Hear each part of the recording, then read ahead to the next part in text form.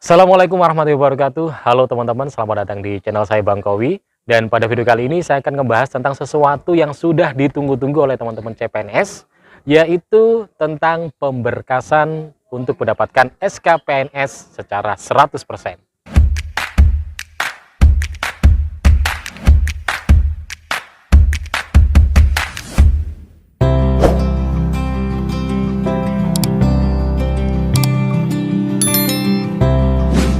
Oke, jadi pada video kali ini saya akan ngebahas perihal pemberkasan PNS.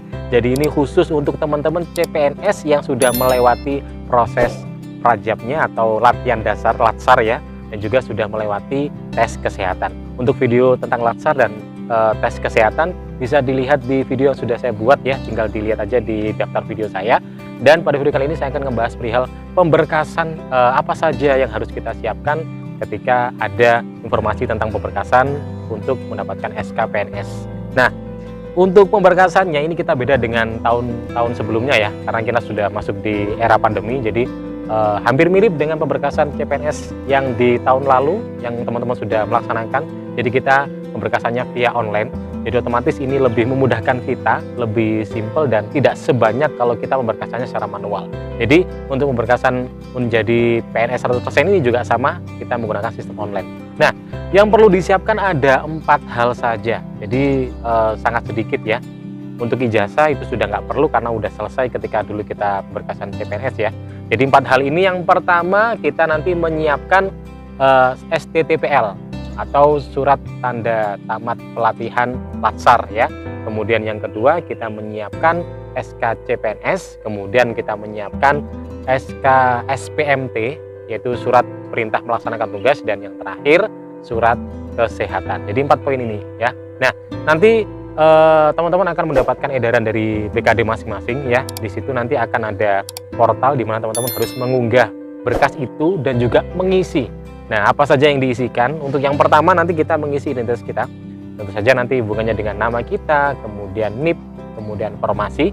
Nah, setelah itu kita akan mengisi perihal surat menyurat yang sudah kita siapkan 4 hal tadi ya. Yang pertama adalah SK CPNS.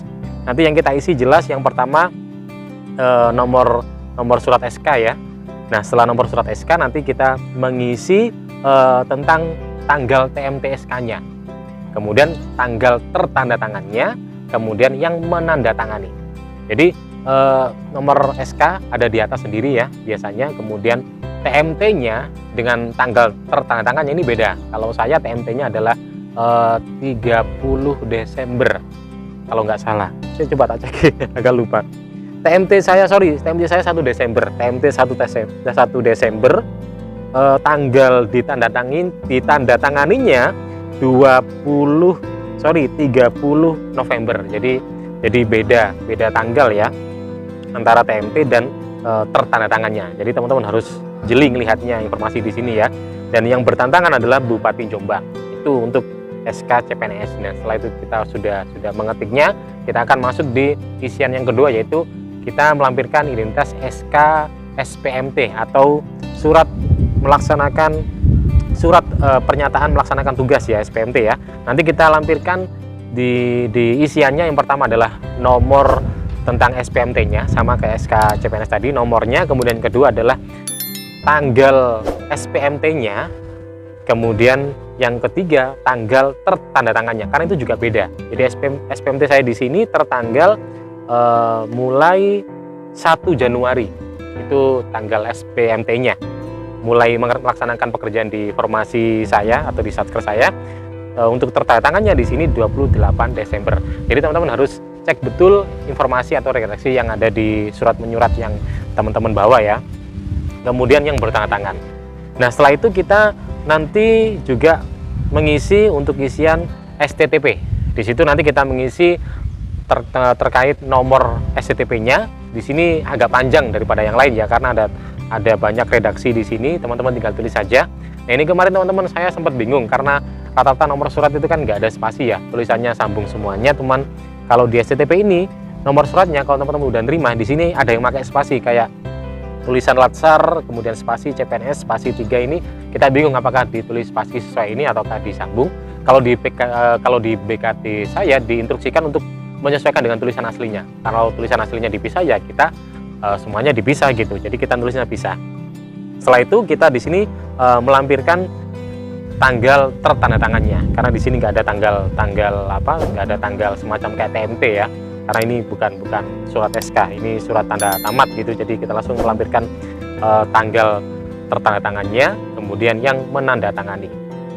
Nah, kalau udah selesai, yang terakhir kita mengisi isian surat kesehatan. Di sini kita mengisi nomor surat kesehatan sama seperti yang lain, kemudian kita mengisi tanggal surat kesehatan itu ditandatangani, kemudian siapa yang bertanda tangan atau nama dokternya, kemudian kategorinya, karena di tes kesehatan kita ada kategori ya, ada 5 kategori yaitu A, B, C, D, dan E. Untuk A, B, C ini masih masuk kategori memenuhi syarat. A ini paling sehat banget lah intinya.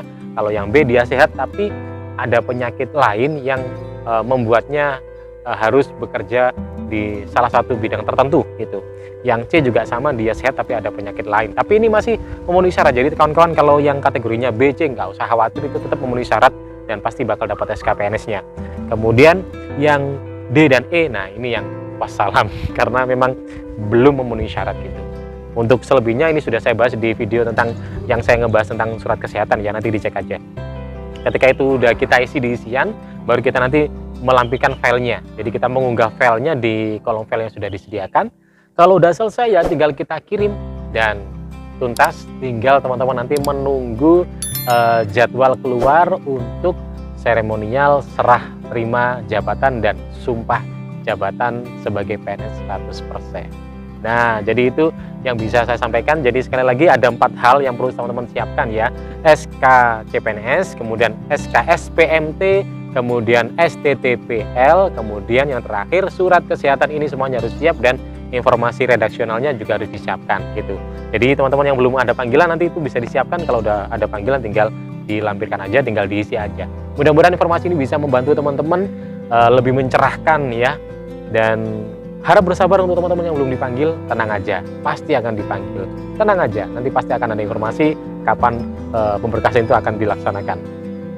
Sekian video dari saya, mudah-mudahan bisa bermanfaat. Kita jumpa lagi di video berikutnya. Kalau ada pertanyaan silahkan tanya di kolom komentar. Kalau ada teman-teman yang dari formasi lain nih, dari daerah lain yang mungkin ada beberapa hal pemberkasan yang berbeda, mungkin bisa melampirkan di kolom komentar. Karena kan biasanya setiap daerah itu berbeda-beda berkas yang dituntut untuk dikumpulkan ya. Jadi silahkan komen di kolom komentar kalau ada perbedaan. Terima kasih sudah nonton. Kita jumpa lagi di video berikutnya. Assalamualaikum warahmatullahi wabarakatuh. Sampai jumpa.